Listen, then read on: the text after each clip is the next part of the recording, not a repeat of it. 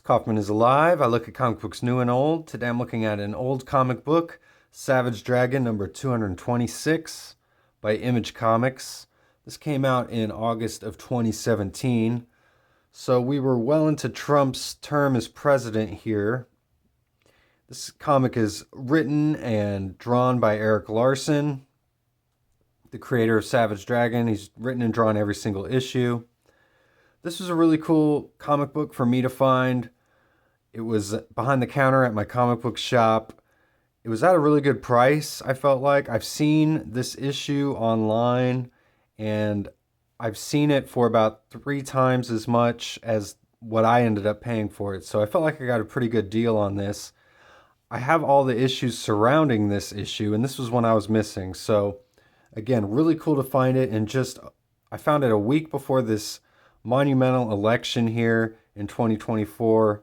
So really awesome find. We've got obviously Donald Trump here on the cover, being illustrated by Larsen. This giant figure of him looming over Savage Dragon, the son of Savage Dragon, and his wife Maxine and their kids. They're getting rocks hurled at them by all these Trump supporters, with Trump yelling, "Kill them, kill the aliens." The Torment and the Tyrant, in a very kind of old school title, is the name of this issue. And Savage Dragon himself is an alien, so this kind of has a double meaning in this universe.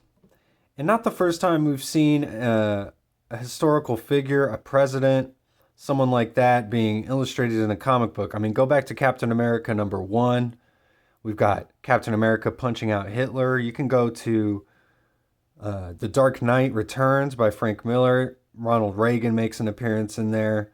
So not anything new here, by using comic books to kind of get out their political views as far as these creators go, expressing some of their beliefs through their artwork here. Got Chris Iliopoulos on letters. Nikos Koutis is on colors. Mike Torres is on the flats. We got Gavin Higginbotham is the editor here. And Josh Eichhorn may contain peanuts. And we're picking up right where we left off in the last issue, where Savage Dragon, the original OG Savage Dragon, was killed. So we're at his funeral here. He's being put into the grave. All the characters are pretty much wondering how they're going to be able to get Savage Dragon back. It's not the first time we've seen Dragon die, so. But his son, Malcolm, here, basically taking up the mantle full time in this issue. He's already been the main character in this book for a while, but no more original Savage Dragon hanging around here, at least for a little while. He still hasn't made his return in the current series, although we've seen an alternate universe version of Dragon show up, Paul Dragon.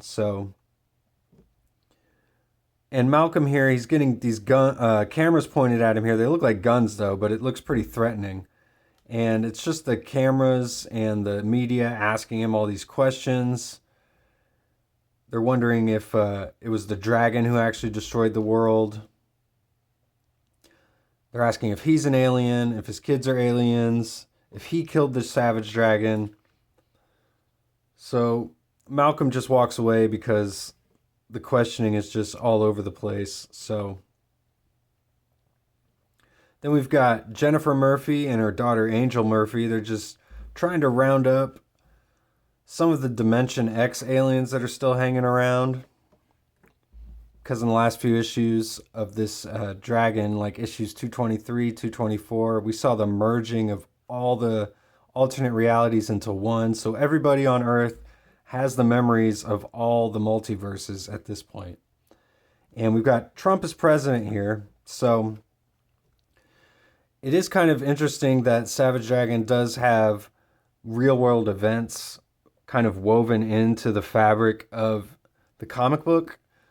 I mean, there are all these other things going on, of course, like extraterrestrial and extra dimensional things that happen, but we've still got things like Donald Trump as president. Fast forward a couple years past this, COVID actually makes its way into the comic books. There's definitely different ways you could feel about it. At certain points, I do like it because it kind of gives a more relatability to some of the issues. And then on the other hand, like when COVID got introduced, it didn't really make a whole lot of sense in the sense that there's got to be some sort of like mad scientist or super genius that could be able to stop some sort of virus like that. But it's thrown in here, and just so that Larsen can give his kind of take on real world events in kind of a superhero perspective. So that's what we get here with Trump being president, and he's just trying to get rid of all the aliens. He's signed an executive order getting rid of all the extraterrestrials on Earth here, including Malcolm and his family. And they're just going to take them and throw them into this Dimension X portal. So, and Jennifer Murphy, she's actually just come back from Dimension X, and her daughter here is asking her what she's going to do now that she's back. She's going to find a husband. She's just going to go kick all sorts of butt. Like, what's she going to do? So, and she says she's got a crazy idea. So then we get the giant portrait of Trump here from Larsen, and all these like little faces basically parroting what Trump says, essentially. As you see, he's got his like mouth open, but all these people are talking through him. So kind of an interesting way to do that. And we see kind of the real world effects of some of the things happening. We've got Kevin, who's the brother of Malcolm Dragon, and he's getting fired from his job here.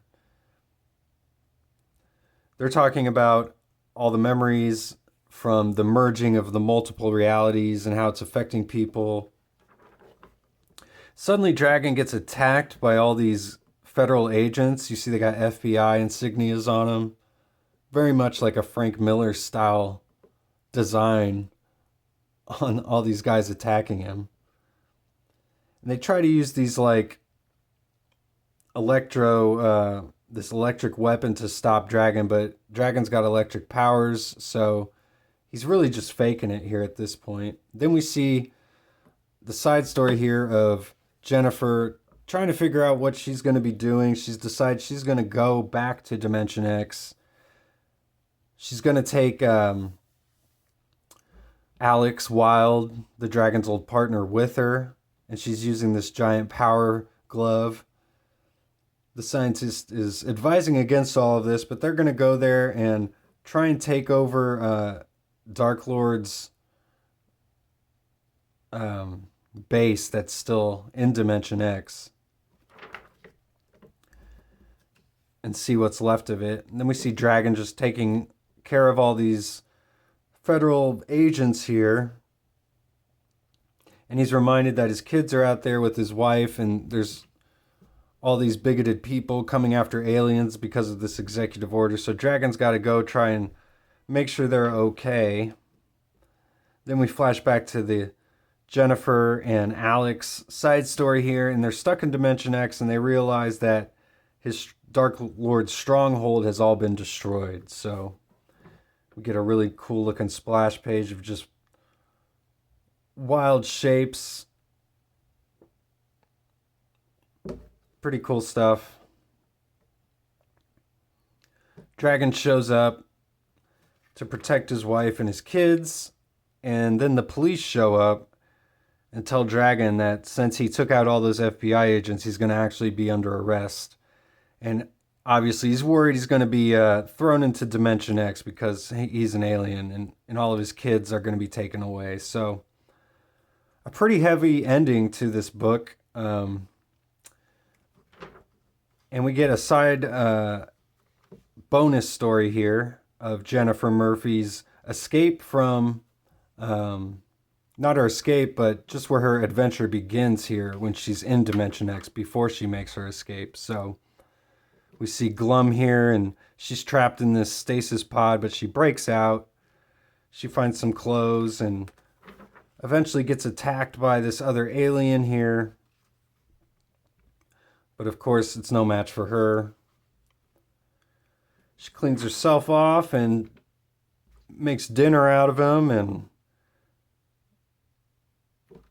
has a good attitude about it all. She says she doesn't know where she's on this like random planet, but she's awake and she's alive and she'll make it through this. And she says she'll love every minute of it. So we get a couple more little side funnies here. And the back cover here is by Marat Michaels and Alan Gordon. So pretty awesome issue of Dragon. Gotta recommend it, obviously. So thanks for watching. And I'll see you guys on the next one.